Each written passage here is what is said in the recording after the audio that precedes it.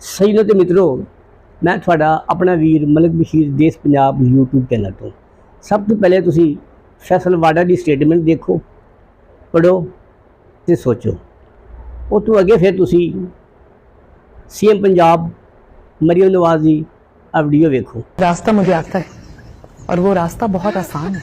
उसमें सिर्फ आपको हाथ जोड़ने पड़ते हैं, उसमें सिर्फ आपको अपनी सेल्फ रिस्पेक्ट कुर्बान करनी पड़ती है, उसमें सिर्फ आपको जूते साफ करने पड़ते हैं।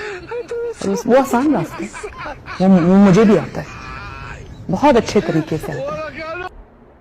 अज एक पार्लीमेंटेरियन ने आख्या है कि नोट के उत्ते कैद आलम की तस्वीर के नाल मियाँ शहबाज शरीफ की फोटो लानी चाहिए। उन्होंने शान शान ये गल बनती है।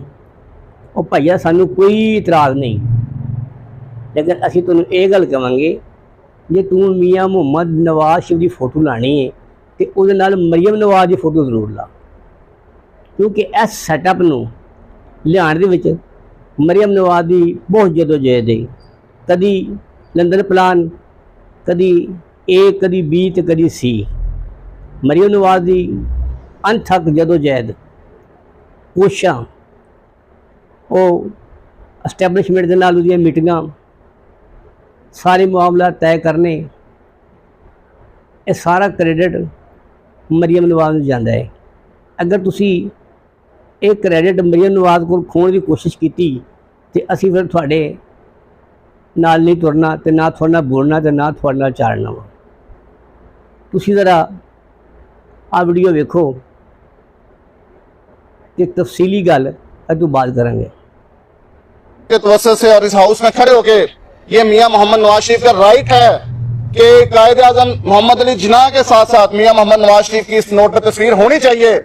मरियम नवाज का आना जाना, एस्टैबलिशमेंट का सारे मामला तय करने, थक जाना, ये कोई मामूली गल नहीं। अज जे तुसी MNA हो, तुसी MP हो, या मियाँ शहबाज शरीफ साहब वज़ीर-ए-आज़म पाकिस्तान ने, तो वो पिछे मरियम नवाज का हाथ है। तो मरियम नवाज के पिछे इस सारे सिस्टम के पिछे किहदा हाथ है वो थोनू पता वा। फैसल वाडा अजकल रैड लाइन क्रॉस करने की कोशिश कर रहा है, तो थानू भी पता वा कि फैसल वाडा के पिछे किन्हां दा हाथ है। जिन्हां दा हाथ फैसल वाडा के पिछे है, उन्हां दा हाथ मरियम नवाज के पिछे भी है। मरियम नवाज ने बहुत कोशिश की है, बहुत जदोजहद की है, तो ये सारा सिस्टम उन्हें लिया वा। तुसी भाई जिहदी फोटो मर्जी लाओ, इस टाइम तुसी तरमीमा कर लईयां, थानू ना कोई पुछण वाला वा, ना कोई दस्सण वाला वा, तुसी पावर दे विच हो। असीं थानू एक अर्ज़ करांगे, जे तुसी कैद आज़म मुहम्मद अली जिन्ना दे नाल मियाँ मुहम्मद नवाज शरीफ की तस्वीर लानी है तो उहदे नाल मरियम नवाज की फोटो जरूर लाना।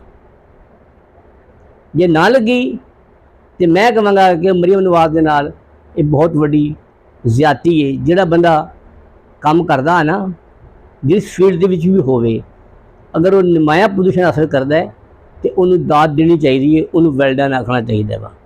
मरियम नवाज की फोटो लाओ, जिवें जिवें पाकिस्तान, जिवें सोहना देश पंजाब।